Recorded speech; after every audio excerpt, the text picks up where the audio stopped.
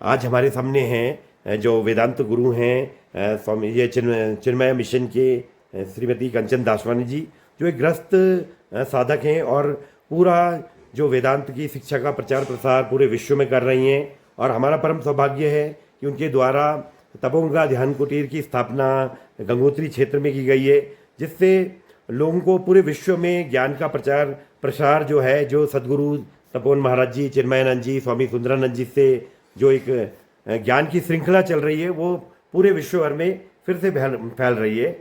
और गंगोत्री जो कि गंगा जी का स्रोत रहा है, वहाँ पर इस तरह के वेदांत गुरु का आना हमारे परम सौभाग्य की बात रही है।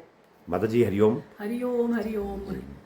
और तो सबसे पहले तो मैं यही पूछना चाहूँगा कि आपका क्या उद्देश्य था तपोगंगा ध्यान कुटीर का स्थापना यहाँ पर गंगोत्री जैसी जगह में करने का?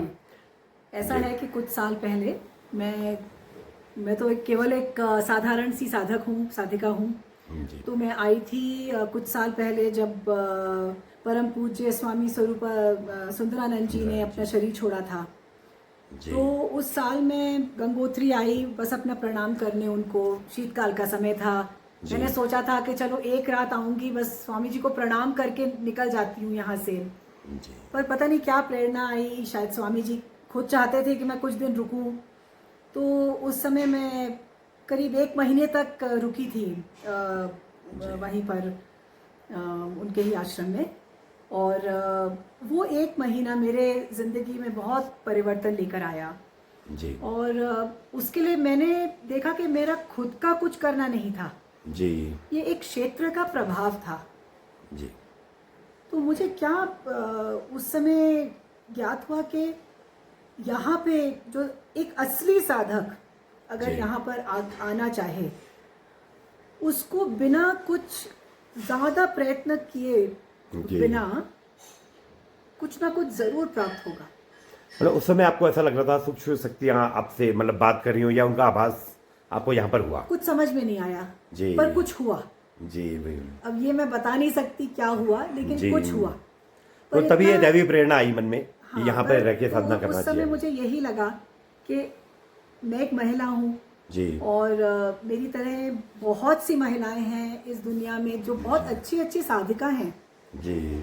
और जो लोग जैसे शहरों में रहते हैं अच्छे अच्छे साधक हैं और उनको भी ऐसे लगता होगा कि हम इस क्षेत्र में आए, कुछ समय बिताएं, लेकिन कोई ऐसी जगह नहीं है जो हमें जहाँ पे हम एक सुरक्षा मन में एक होता है ना कि एक औरत को कि मेरी सुरक्षा सुरक्षित स्थान जो साधना के लिए, मानसिक सुरक्षा, शारीरिक सुरक्षा, तो उसको बस ऐसे मन में रखते हुए शायद मेरे अंदर ये एक प्रश्न उठा था कि माँ गंगा ऐसी कितनी अच्छी अच्छी साधिकाएं होंगी जी, और उनको भी ऐसी कोई जगह मिलनी चाहिए।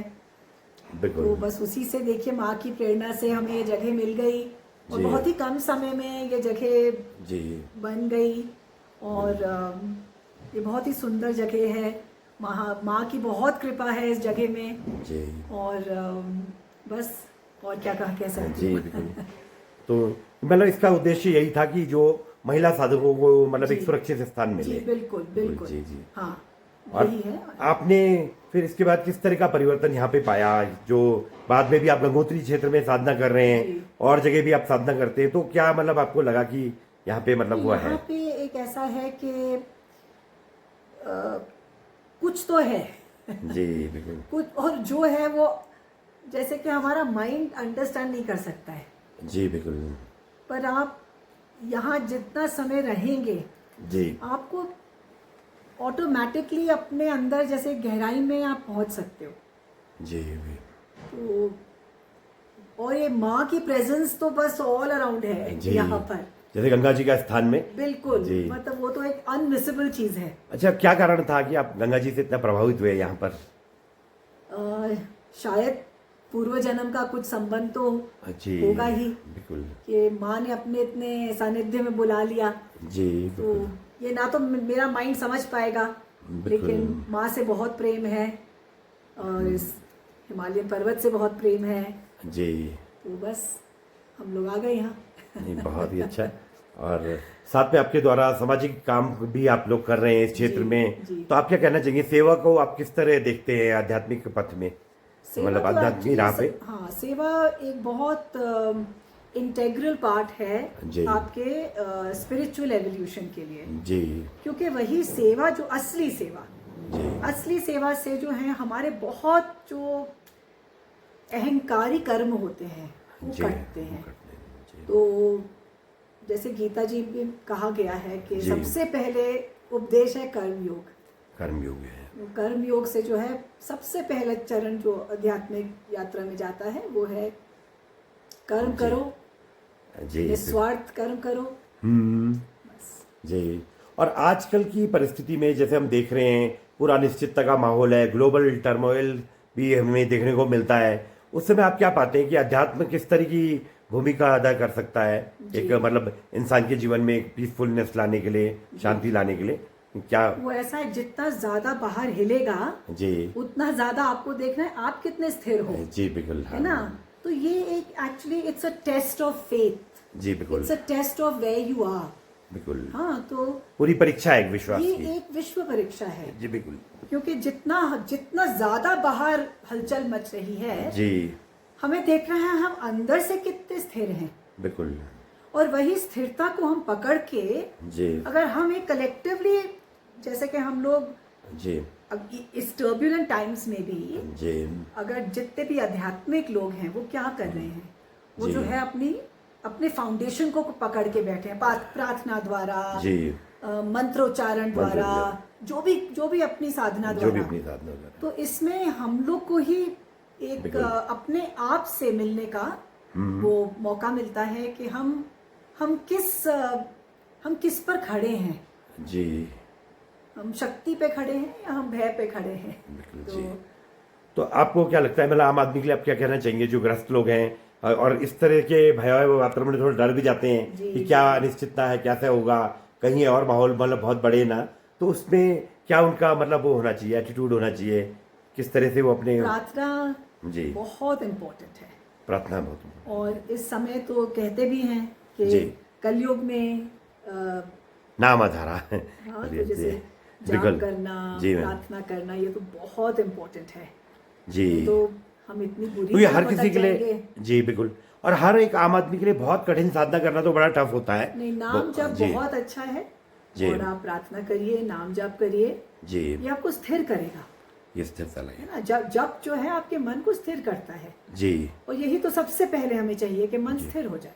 जी नहीं तो आपको क्या लगता है क्या मैकेनिज्म होता है, नाम जब करते हैं तो स्थिरता किस तरह आती है, कोई इसका लॉ है, कोई इसका वो है? देखिए, ऐसा है कि कार्यप्रणाली? मन क्या है, मन मतलब जी अन्य विचार। जी बिल्कुल। और जब हम जप करते हैं तो हम उन विचारों को रिप्लेस कर देते हैं मंत्र के नाम से।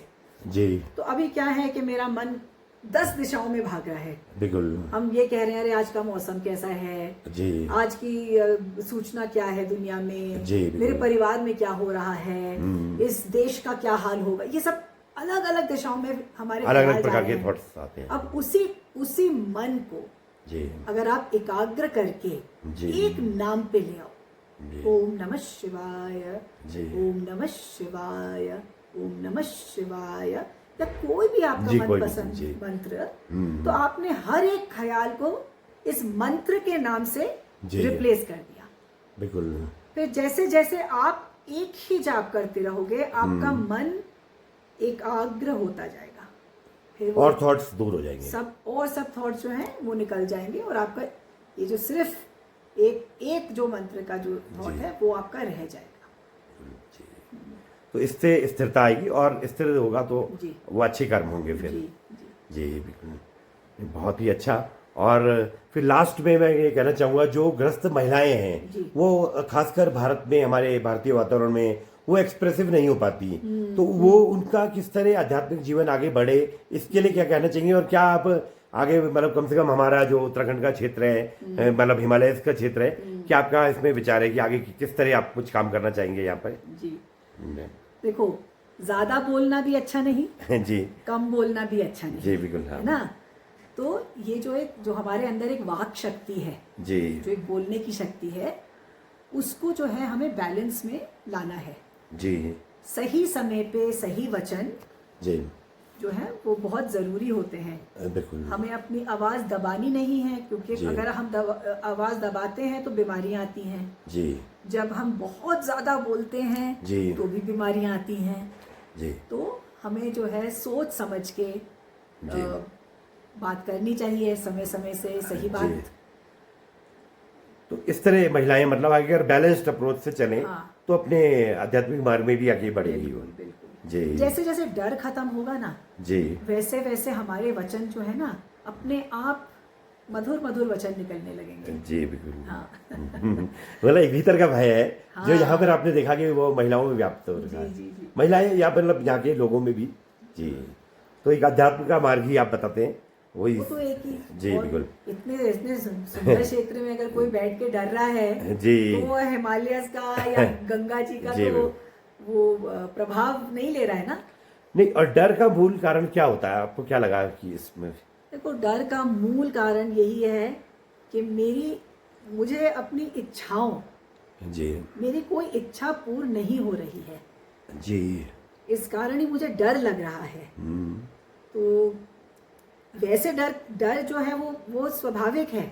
बिल्कुल हाँ हर इंसान के अंदर एक डर जो है वो भगवान ने वो डर का चिप डाला है, जी बस हमें एग्जिस्ट करने के लिए। बिल्कुल जी लेकिन वो जब डर बहुत अपने हद से बाहर हो जाता है जी तो वो एक समस्या हो जाती जी है। बिल्कुल। हाँ।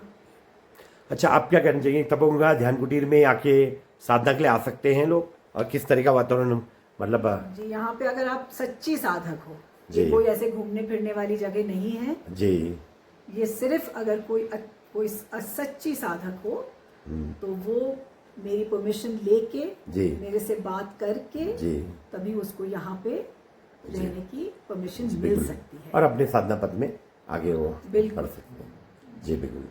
बहुत बहुत धन्यवाद आपका। Thank you. हरि